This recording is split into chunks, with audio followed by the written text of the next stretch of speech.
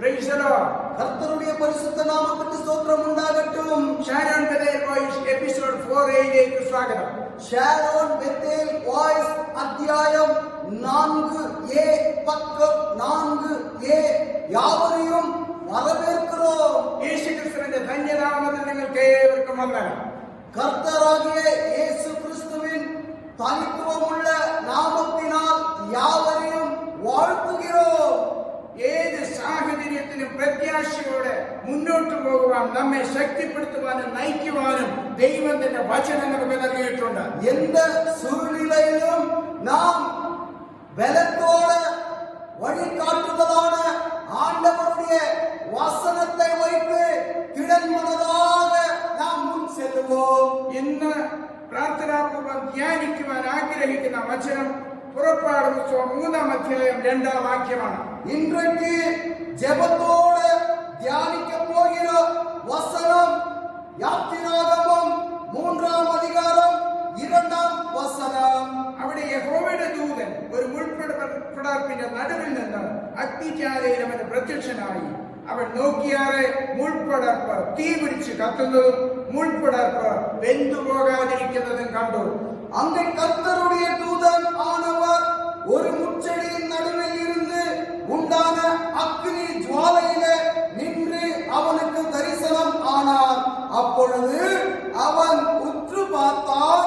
முச்செடி அக்னியால் ஜுவாலித்து எரிந்தது, அது வெந்து போகாமல் இருந்தது. ഇന്നത്തെ നമ്മുടെ പ്രധാന വിഷയം അവൻ നോക്കി, അല്ലെങ്കിൽ അവൻ ശ്രദ്ധിച്ചു നോക്കി. இன்றைக்கு நம்முடைய முக்கியமான தலைப்பாக எடுத்துக்கொள்ள போகிறது அவர்கள் கவனித்து பார்த்தார். ലോകം കണ്ട ഏറ്റവും വലിയ നേതാവായ മോശയെ നമുക്ക് ഇവിടെ കാണാം. உலகத்தில் மிகவும் பெரிய தலைவனாக இருக்கிற மோசேயை நாம் இங்கு காணலாம். മോശയുടെ ജീവിതകാലം 340 തിരിച്ചിരിക്കുന്നു. மோசேயுடைய வாழ்க்கை நாட்கள் 340 பிரிக்கப்பட்டுள்ளன. ആദ്യത്തെ 40 രാജകുമാരനായി ഫറവോന്റെ കൊട്ടാരത്തിൽ ചെലവഴിച്ചു.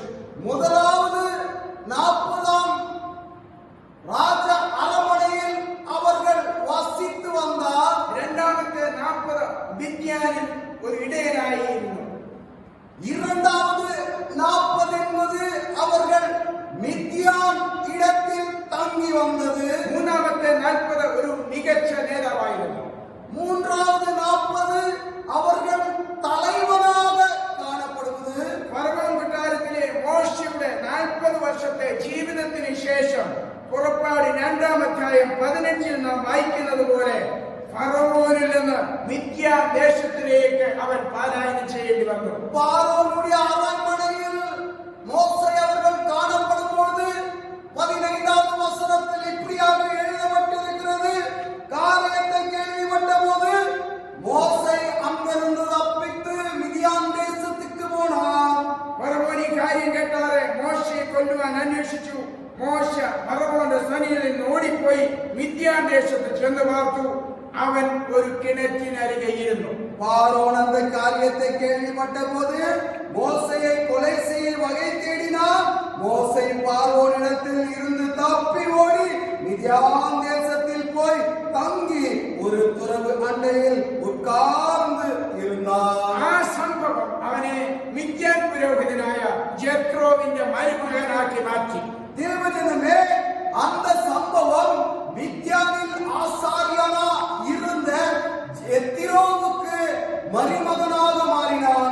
മോശയുടെ ആദ്യത്തെ പ്രത്യക്ഷം തന്റെ ജീവിതത്തിൽ അനുഭവിച്ചു.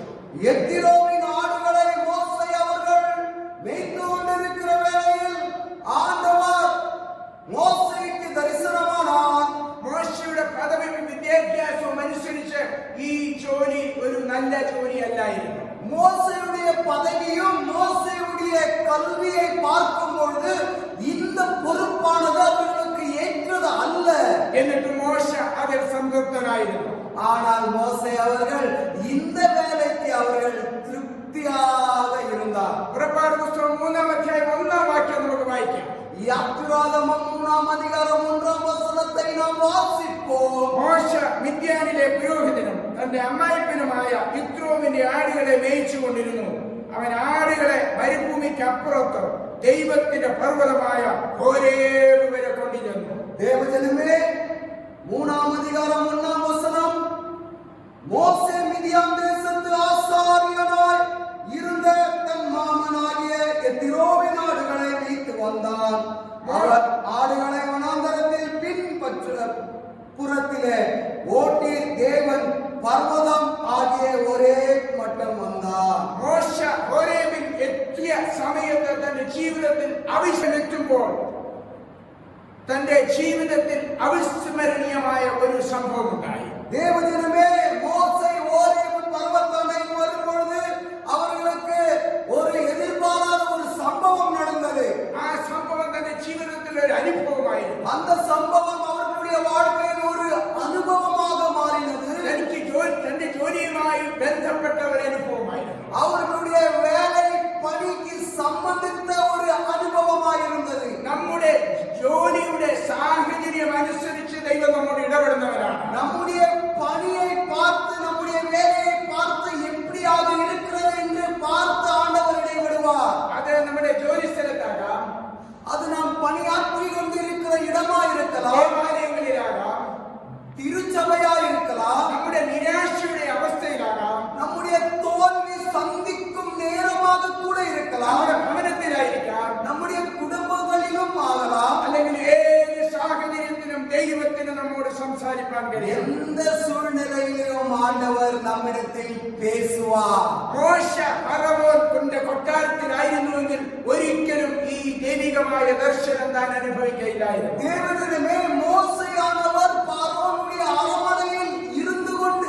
இருந்தார். ஆனால் அவர்கள் ஆண்டவருடைய தரிசனத்தை இப்படிப்பட்ட தரிசனத்தை பெற்றுக் கொள்ளாതെ இருந்திருப்பார். ദൈവത്തിന്റെ പർവ്വതത്തിൽ അവന് വരുവാനും കഴിയുകയില്ലായിരുന്നു. ஆண்டவருடைய பர்வதத்தனையில் வராതെ இருந்திருப்பார்.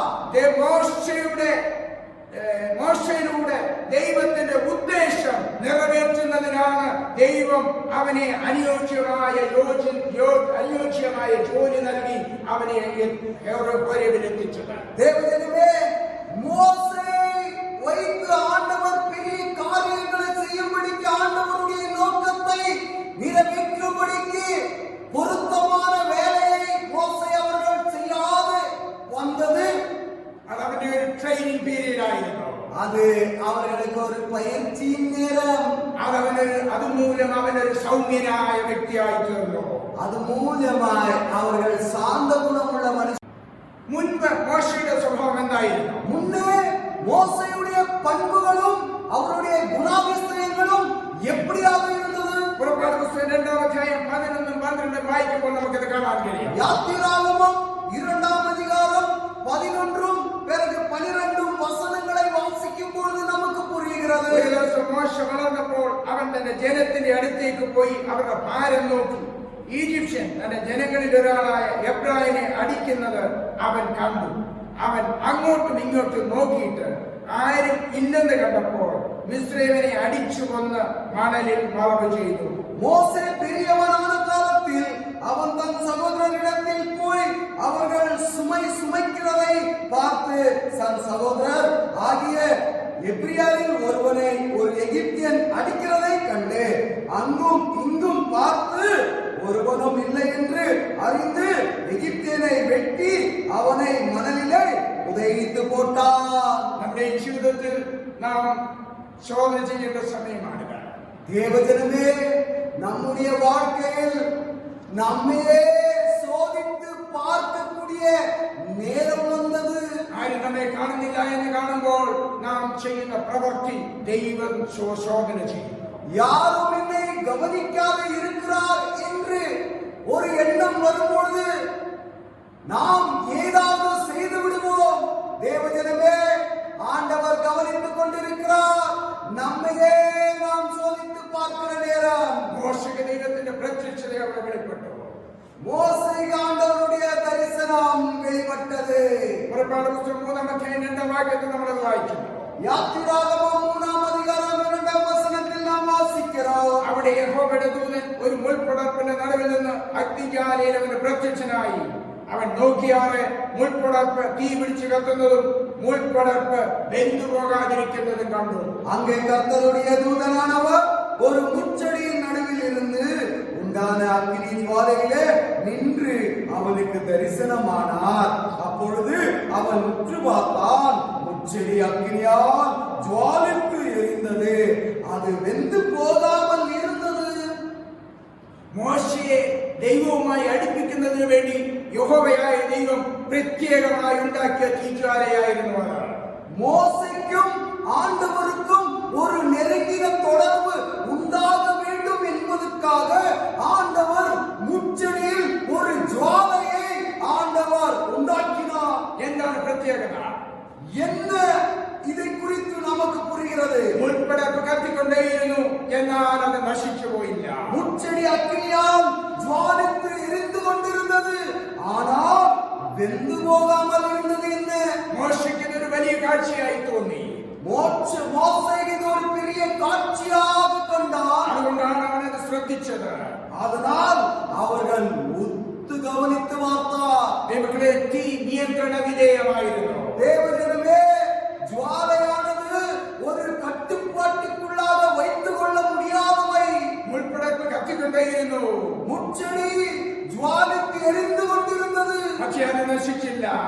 ஆனால் வெந்து போகாமல் இருந்தது. என்ன കാരണം? അതിന്റെ കൺട്രോളർ ദൈവമായിരുന്നു. காரணம்? அதை கட்டுப்பாட்டுக்குள்ளாக வைத்துக் கொண்டிருப்பது நம் ஆண்டவர் தானே. ദൈവത്തിന്റെ വാഗ്ദത്തം ദൈവജനങ്ങളോടുള്ള ബന്ധത്തിൽ നമുക്ക് കാണുവാൻ കഴിയുന്നത് യെശയ്യാ പ്രവചനം 43-ാം അധ്യായം 1-2 വാക്യങ്ങൾ. தேவஜனமே, தேவ பிள்ளைகளுக்கு வாக்குத்தத்தமாக தந்தருளின வசனம் இப்படியாக இருக்கிறது. ஏசாயா 43-ாம் அதிகாரம் 1-ாம் வசனம், 2-ാം വാക്യം. 2-ാം വസനം. ഇപ്പോഴോ യാക്കോബേ, നിന്നെ സൃഷ്ടിച്ചവനും ഇസ്രായേലേ, നിന്നെ നിർമ്മിച്ചതുമായ യഹോവ ഇപ്രകാരം അരുളിച്ചെയ്യുന്നു, ഭയപ്പെടേണ്ട, ഞാൻ നിന്നെ വീണ്ടെടുത്തിരിക്കുന്നു, ഞാൻ നിന്നെ പേർ തന്നെ വിളിച്ചിരിക്കുന്നു, നീ എനിക്കുള്ളവൻ തന്നെ.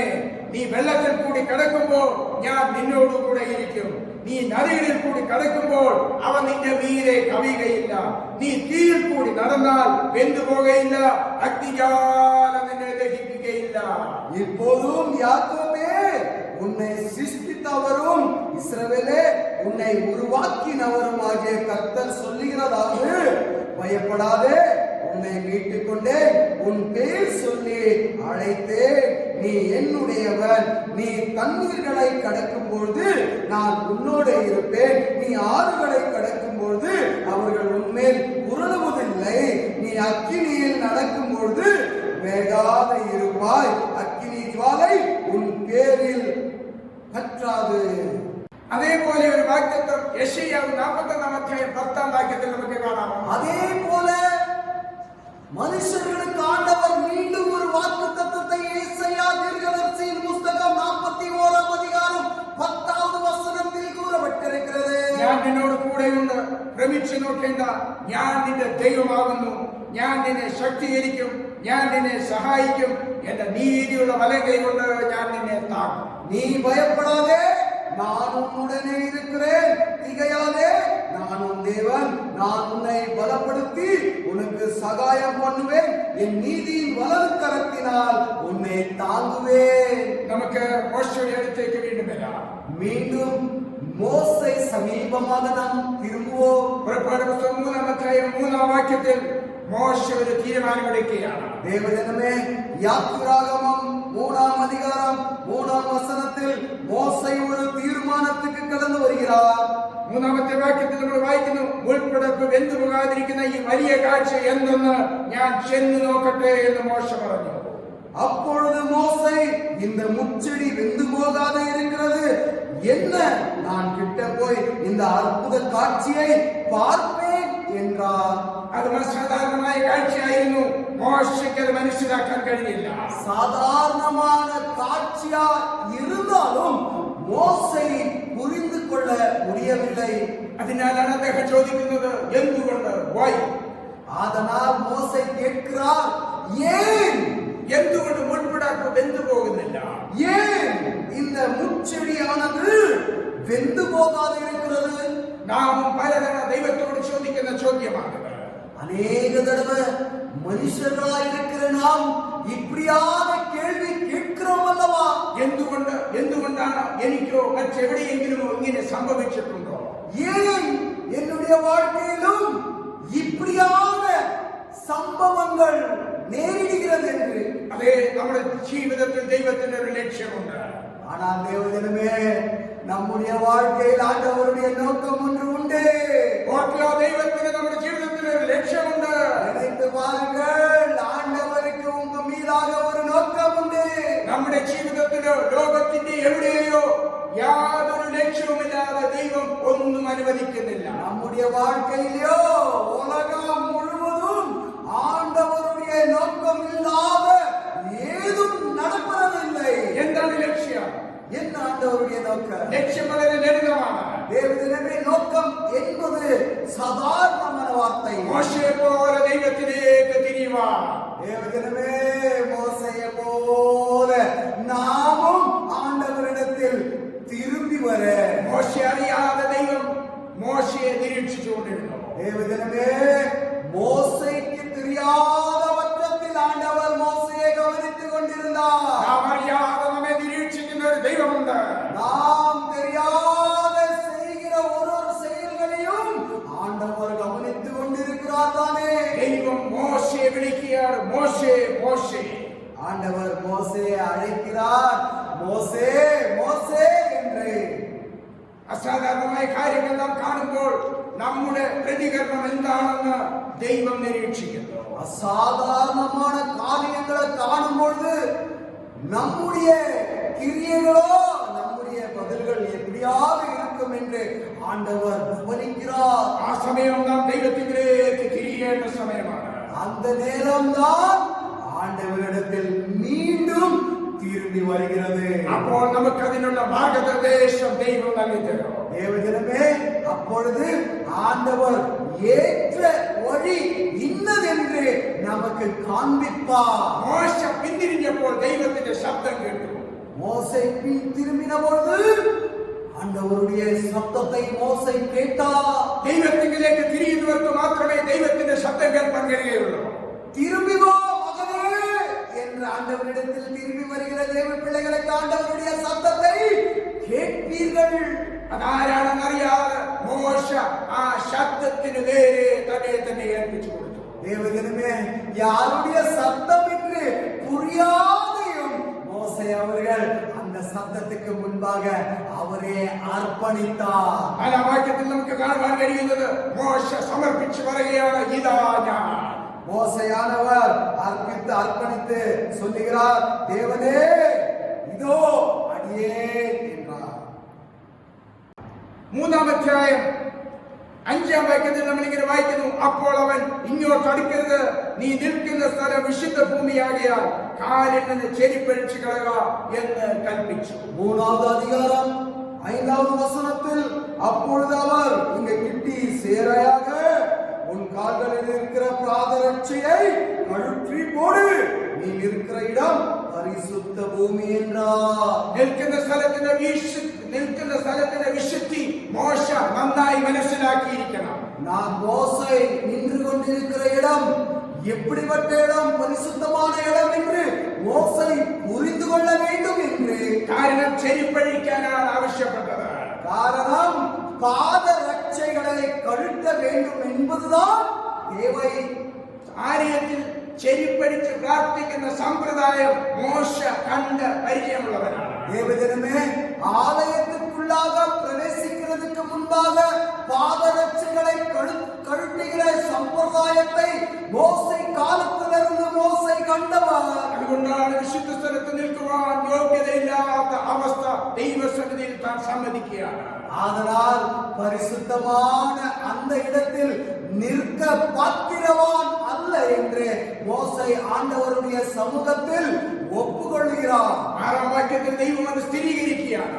6வது வசனத்தில் ஆண்டவர் புரிய செய்கிறார், ഞാൻ അബ്രഹാമിന്റെ ദൈവം, ഇസ്ഹാക്കിന്റെ ദൈവം, യാക്കോബിന്റെ ദൈവമായി നിന്റെ പിതാവിന്റെ ദൈവമാകുന്നു എന്നും അവൻ അരുളി ചെയ്തു.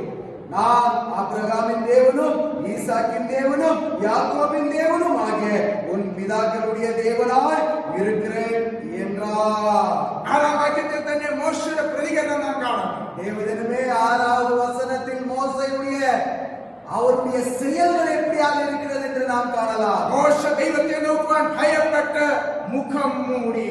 மோசே தேவனை நோக்கி பார்க்க பயந்ததினால் தன் முகத்தை மூடிக்கொண்டார். ദൈവത്തിന്റെ സാന്നിധ്യവും വിശുദ്ധിയും മോശ മനസ്സിലാക്കി.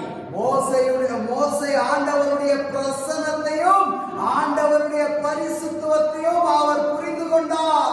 7 മുതൽ 10 വരെയുള്ള വാക്യങ്ങൾ നമ്മൾ വായിക്കുമ്പോൾ കർത്താവിന്റെ ശബ്ദത്തോടുള്ള സമ്പൂർണ്ണ മോശയിൽ നിന്ന് പഠിക്കേണ്ടതാണ്. தேவஜனமே 7லிருந்து 10 வசனம் வரை நாம் வாசிக்கும் பொழுது மோசே ஆண்டவருடைய சத்தத்துக்கு எப்படியாக சம்பூர்ணமாய் அர்ப்பணித்தது போல நாமும் ஆண்டவருடைய சத்தத்துக்கு சம்பூர்ணமாக அர்ப்பணிக்க வேண்டியது அவசியம். ഫറവോന്റെ അടിമത്തത്തിൽ നിന്ന് ഇസ്രായേലിനെ വീണ്ടെടുക്കുവാൻ മോശയെ തിരഞ്ഞെടുത്തത് ദൈവം സ്ഥിരീകരിച്ചു. தேவஜனமே பார்வோனுடைய அடிமைத்தனத்திலிருந்து இஸ்ரவேல் ஜனங்களை மீட்டெடுக்கும்படிக்கு மோசேயை ஆண்டவர் பயன்படுத்தினார். ദാവീദിന്റെ തിരഞ്ഞെടുപ്പിന് സമാനമായി മോശയ്ക്കും ഇടയനായ മോശയ്ക്കും ഒരു ദൗത്യം ലഭിക്കുകയാണ്. தேவஜனமே தாவீதை தேர்ந்தெடுத்தது போல மோசேயும் ஆண்டவர் தேர்ந்தெடுக்கிறார். 11ஆം വാക്യത്തിൽ മോശ തന്റെ കഴിവില്ലാതെ പ്രകടിപ്പിക്കുകയാണ്. தேவஜனமே 11ஆம் வசனத்தில் மோசே இது ஆகுமோ என்று அதை கூறுகிறார். 11ஆം വാക്യത്തിൽ നമ്മൾ വായിക്കുന്ന മോശ ദൈവത്തോട് ഫറവോന്റെ അടുക്കൽ പോകുവാനും ഇസ്രായേൽ മക്കളെ മിസ്രയിൽ നിന്ന് പുറപ്പെടുവിപ്പാനും ഞാൻ എന്തുമാത്രമുള്ളൂ. தேவஜனமே அப்பொழுது மோசே தேவனை நோக்கி பார்வோனிடத்துக்கு போகவும் இஸ்ரேல் புத்திரரை எகிப்திலிருந்து அழைத்து வரவும் நான் எம்மாத்திரம் என்றார். ദൈവം തനിക്ക് കൊടുത്ത ദൗത്യം എത്ര മികച്ചതും എത്ര ഗാംഭീര്യമുള്ളതുമാണെന്ന് മോശ മനസ്സിലാക്കി. தேவஜனமே மோசே புரிந்து கொண்டார் ஆண்டவர் இவர்களை வைத்து செய்ய போகிற பணி எவ்வளவு பெரிதாக இருக்கும் என்று. ദൈവം നമുക്ക് ഏൽപ്പിച്ചു തന്നിരിക്കുന്ന ദൗത്യം അത് എത്ര ശ്രേഷ്ഠമാണെന്ന് നാം മനസ്സിലാക്കിയെങ്കിൽ മാത്രമേ ദൈവത്തെ പ്രസാദിപ്പിച്ച് നമുക്ക് ജീവിക്കാൻ കഴിയുള്ളൂ. ஆண்டவர் நமக்கு தந்தருளின இந்த பணியானது எவ்வளவு உயர்ந்துள்ளது என்று நாம் புரிந்து கொள்ள வேண்டும். 12ஆം വാക്യത്തിൽ മോശയെ ദൈവം എൻകറേജ് ചെയ്യുകയാണ്. தேவஜனமே 12ஆம் வசனத்தில் மோசேயை ஆண்டவர் ஊக்குவிக்கிறார். നമ്മുടെ ജീവിതത്തിൽ നമുക്ക് ചെയ്യാൻ കഴിയാത്ത കാര്യത്തെ കുറിച്ച് നാം ഭാരപ്പെടണ്ട. தேவஜனமே நம்முடைய கையினால் ஆகாத வேலைகளை நீங்கள் நினைத்து கவலைக்குள்ளாவாதீர்கள். ദൈവം മോശയോട് പറഞ്ഞതുപോലെ ഞാൻ നിന്നോട് കൂടെ ഇരിക്കും. மோசேயிடத்தில் ஆண்டவர் கூறின வார்த்தையை போல ஆண்டவர் நம்மிடத்திலும் கூறுகிறார் உன்னுடனே நான் இருப்பேன். 12ஆം വാക്യത്തിലാണ് ആ വാക്യത്തെ കാണുന്നത്. അതിനു അവൻ ഞാൻ നിന്നോട് കൂടെ ഇരിക്കും.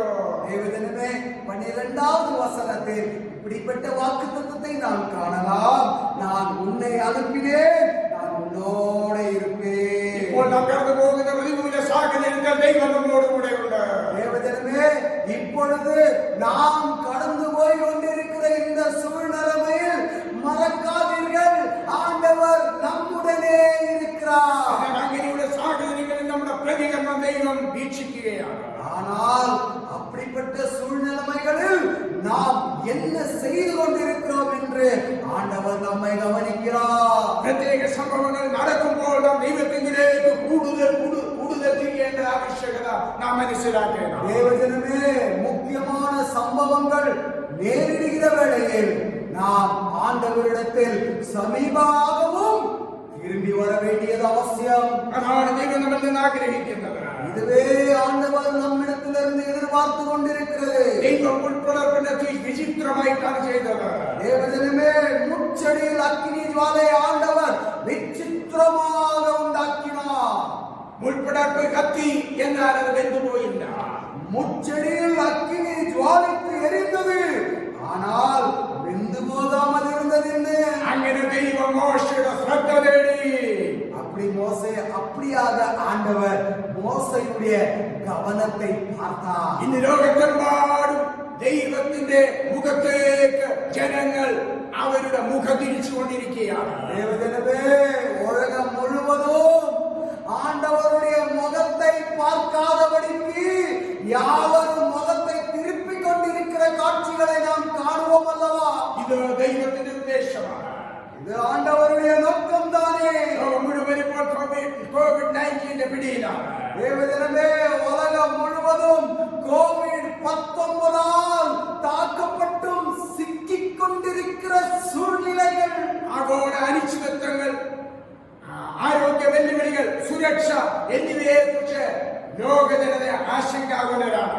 தேவஜனமே, சுகாதார பிரச்சனைகள், அநேக பிரச்சனைகளால் உலகத்தில் மக்கள் சூழ்ந்து கொண்டிருக்கிற நேரம், ക്വാറന്റൈൻ, സാമൂഹിക അകലം പാലിക്കുക, ശുചീകരണം തുടങ്ങിയ മുൻകരുതലുകൾ ചെയ്തുകൊണ്ടിരിക്കുന്ന സമയങ്ങളാണ് എല്ലാവരും. தேவஜனமே, யாவரும் அரசாங்கத்தின் விதிமுறைகளை கை கொண்டு நடந்து கொண்டிருக்கிற நேரங்களாயிருக்கிறது. தனிமை முறையில் காணப்படுகிறது. அது மாத்திரமல்ல, சமூக தொலைவை அவர்கள் பாதுகாக்கிறது. அது மாத்திரமல்ல, அரசாங்கத்தின் விதிமுறைகளை கை கொண்டு நடப்பது. എല്ലാ വ്യക്തികളെയും ഈ അവസ്ഥ വിചിത്രമായി ബാധിച്ചിരിക്കുകയാണ്. எல்லாருக்கும் இப்படிப்பட்ட சூழ்நிலைகளை விசித்திரமாக பாதித்துக் கொண்டிருக்கிற நேரம், മോശ വിചിത്രമായി കണ്ട സംഭവം നമ്മുടെ ജീവിതത്തിൽ നമ്മുടെ കണ്ണിന് മുൻപിൽ നാം കണ്ടുകൊണ്ടിരിക്കുകയാണ്. தேவஜனமே, அந்த நாட்களில் மோசே விசித்திரமான கண்ட காட்சிகள் இந்த காலத்தில் நாமும் கண்டு கொண்டிருக்கிறோம். നമുക്ക് അതിലേക്ക് കൂടുതലായി തിരിയാം. தேவஜனமே, ஆண்டவரிடத்தில் நாம் மீண்டும் திரும்புவோம். ദൈവത്തിന് അറിവില്ലാതെ ഒന്നും സംഭവിക്കുന്നില്ല.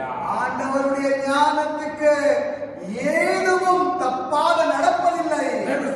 സർവശക്തനായ ദൈവം എല്ലാം ഒരു ലക്ഷ്യത്തോടെയാണ് ചെയ്യുന്നത്. சர்வவல்லவராயிருக்கிற ஆண்டவர் ஏதும் நோக்கமில்லாத செய்ய மாட்டார். ഒരു പ്രത്യേക ഉൾപ്പെടപ്പിന്റെ തീയുടെ ഉദ്ദേശം മോശയ്ക്ക് മാത്രമായിരുന്നു. தேவஜனமே, ஒரு முக்கியமான முச்செடியின் அக்கினி ஜுவாலை மோசைக்கு மாத்திரமே. എന്നാൽ ഈ സമയം ലോകം മുഴുവൻ അനുഭവിക്കുന്ന പ്രത്യേക സാഹചര്യം ഒരു വ്യക്തിക്ക് മാത്രമല്ല, നമുക്കെല്ലാവർക്കും വേണ്ടിയാണ്.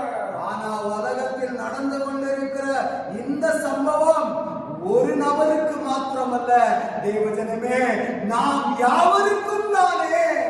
ഇപ്പോഴത്തെ അവസ്ഥയെ നിയന്ത്രിക്കാൻ ദൈവത്തിന് മാത്രമേ കഴിയൂ. தேவஜனமே, இப்பொழுது நடந்து கொண்டிருக்கிற இந்த சம்பவங்களை கட்டுப்பாட்டுக்குள்ளாக வைத்துக் கொள்ள ஆண்டவரால் மாத்திரமே கூடும். വേൾഡ് ലീഡേഴ്സിന് സമ്മതിച്ചിരിക്കുകയാണ്. உலகத்தில் இருக்கிற எல்லா அதிகார தலைவர்களும் இதை ஏற்றுக்கொண்டிருக்கிறார். നമുക്ക് ദൈവത്തോട് പ്രാർത്ഥിച്ചുകൊണ്ടേയിരിക്കാം. தேவஜனமே, ஆண்டவரிடத்தில் ஜெபத்தோடு நாம் காணப்படுவோமா? നമ്മുടെ ശ്രദ്ധ കൂടുതൽ ദൈവം ആഗ്രഹിക്കുന്നു. நம்முடைய கவனங்கள் அதிகரிக்க வேண்டும் என்று ஆண்டவர் எதிர்பார்க்கிறார். മോശയെ പോലെ ദൈവത്തിന്റെ ശബ്ദം കേൾക്കാൻ നമുക്ക് സ്വയം സമർപ്പിക്കാം. மோசேயை போல நாமும் ஆண்டவருடைய சத்தத்தை கேட்க நம்மையே நாம் അർപ്പണിപ്പോം. ദൈവമായി കൂടുതൽ അടുക്കുവാൻ നമ്മുടെ ജീവിതത്തിൽ നിന്ന് വലിച്ചെറിയേണ്ടത് എന്തെങ്കിലും ഉണ്ടെങ്കിൽ ശോധനയിലേത് വലിച്ചെറിയാം. ஆண்டவரோடு நெருங்கின அன்போ நெருங்கின தொடர்போ சமீபமாய் இருக்கிற ஆண்டவரோடு நெருங்கின தொடர்பு வைத்துக் கொள்ள ஏதாவது தடைகளோ இல்ல ஏதாவது பாவங்கள் நம்மிடத்தில் காணப்பட்டிருந்தால் தூக்கி எறிந்து விடுவோம். അങ്ങനെ ചെയ്തപ്പോൾ മോശ ദൈവ സാന്നിധ്യം അനുഭവിക്കുക മാത്രമല്ല, ദൈവത്തിന്റെ ശബ്ദം കേൾക്കാനിടയായി. தேவஜனமே, அப்படி இருக்கிற வேளையில் எல்லாம் தூக்கி எறிந்த போது மோசே அவர்கள் ஆண்டவருடைய பிரசன்னத்தை மாத்திரம் அனுபவிக்கவில்லை, அவர்கள் ஆண்டவருடைய சத்தத்தையும் கேட்டார். ഈ സമയങ്ങളിലെല്ലാം നമ്മൾ അധികവും മുറിക്കുള്ളിൽ ഒതുങ്ങി നിൽക്കുകയാണ്. தேவஜனமே, இந்த சூழ்நிலையில் அநேகர் இப்படியாக தனிமைப்படுத்தின அறைக்குள்ளாக காணப்படுகிறார்கள். ദൈവവുമായി കൂടുതൽ സമയം ചെലവഴിക്കാനുള്ള സമയമാണിത്. ஆண்டவரோட நெருங்கின ஒருவரை வைத்துக் கொள்ள நேரம் இதுவே. നമുക്ക് ദൈവത്തിന്റെ സാന്നിധ്യം വിശുദ്ധിയോട് ദൈവത്തിന്റെ ശബ്ദം കേൾക്കാൻ നമ്മെ തന്നെ ഏൽപ്പിച്ചു കൊടുക്കാം. தேவஜனமே, ஆண்டவருடைய சத்தத்தை கேட்க நம்மையே நாம் ஒப்பு கொடுப்போமா? ഇപ്പോഴത്തെ വിപത്ത് കാരണം നമ്മളുടെ ജോലി, ഭക്ഷണം, ദൈനംദിന പ്രവർത്തനങ്ങൾ എന്നിവയുമായി ബന്ധപ്പെട്ട് നമുക്ക് എല്ലാവർക്കും ബുദ്ധിമുട്ടുകളുണ്ട്. இப்பொழுது நடந்து கொண்டிருக்கிற சம்பவத்தினாலேயோ இல்லை நேரிட்ட விபத்தினாலேயோ அநேகருக்கு உணவு இல்லாத சூழ்நிலை, வேலைகள் கைவிட்ட சூழ்நிலை, அநேக சூழ்நிலைகள் மாறி இருக்கிற நேரம் ദൈവത്തിന് അത് നന്നായി അറിയാം. ஆண்டவருக்கு நன்றாக எல்லாவற்றையும் தெரிந்திருக்கிறது தேவஜனமே. കാരണം ദൈവം നമ്മുടെ പിതാവാണ്, നാം അവന്റെ മക്കളാണ്. திருச்சபையே நம்முடைய ஆண்டவராய் இருக்கிறார். நம் ஆண்டவர், நாம் அவர்களுடைய பிள்ளைகளாக இருக்கிறோம். എന്നാൽ വിഷമിക്കേണ്ടത്, ചിന്തിക്കേണ്ടത് സമയമല്ലിത്. யோசிக்க வேண்டிய நேரமோ கவலைக்குள்ளாக இருக்க வேண்டிய நேரம் அல்ல இது. ദൈവത്തിലേക്ക് തിരിഞ്ഞ് ദൈവശബ്ദം കേൾക്കാനുള്ള സമയമാണ്. ஆண்டவருக்கு பக்கமாக திரும்பி ஆண்டவருடைய சத்தத்தை கேட்க வேண்டிய நேரம் தானே. എന്താണ് ദൈവത്തിന്റെ ശബ്ദം? என்ன ஆண்டவருடைய சத்தம்? ഞാൻ നിങ്ങൾക്കൊപ്പമുണ്ട്. நான் உன்னுடனே இருக்கிறேன். ഓ, ഞാൻ നിന്നോട് കൂടെയുണ്ട്. நான் உன்னுடனே இருக்கிறேன். അതേ, ദൈവം നമ്മോട് കൂടെ ഈ സാഹചര്യങ്ങളിലുണ്ട്. இப்படிப்பட்ட சம்பவம் நேரடியான வேளையில் ஆண்டவர் நம்முடனே உண்டு. എല്ലാ വ്യക്തിപരമായി നമുക്കത് സ്പർശിച്ചറിയാം. தேவஜனமே, ஆனால் தனிப்பட்ட முறையில் ஆண்டவருடைய தொடுதலை நாம் அனுபவிப்போம். മോശയെ പോലെ വിഷമമായ സാഹചര്യത്തെ, വിചിത്രമായ സാഹചര്യത്തെ ദൈവത്തിന്റെ ശബ്ദം കേട്ട് അതിനെ അതിജീവിച്ചതുപോലെ അതിജീവിക്കേണ്ട സമയമാണിത്. கவலைக்குள்ளாக, பிரச்சனைக்குள்ளாக சூழ்ந்து கொண்டிருந்த மோசே அவர்கள் எப்படியாக ஆண்டவருடைய சத்தத்தை கேட்டாரோ, அதே போல பிரச்சனைக்குள்ளாக சூழ்ந்து கொண்டிருக்கிற திருச்சபை தேவ பிள்ளைகளே, அநேகருக்கு ஒரு நற்செய்தி உண்டு. திரும்பி ஆண்டவரிடத்தில் திரும்பி வாருங்கள். അവന്റെ ശബ്ദം ദിവസവും കേൾക്കുവാൻ ദൈവം നമ്മെ സഹായിക്കട്ടെ. ஆண்டவருடைய சத்தத்தை தினந்தோறும் கேட்க ஆண்டவர் உதவி செய்வாராக. യേശുവരാറായി. ஆண்டவருடைய வருகை மிகவும் சமீபமாயிற்று. ദൈവം നിങ്ങളെ എവരെയും അനുഗ്രഹിക്കട്ടെ. தேவன் தாமே யாவரையும் தாராளமாக ஆசீர்வதிப்பாராக.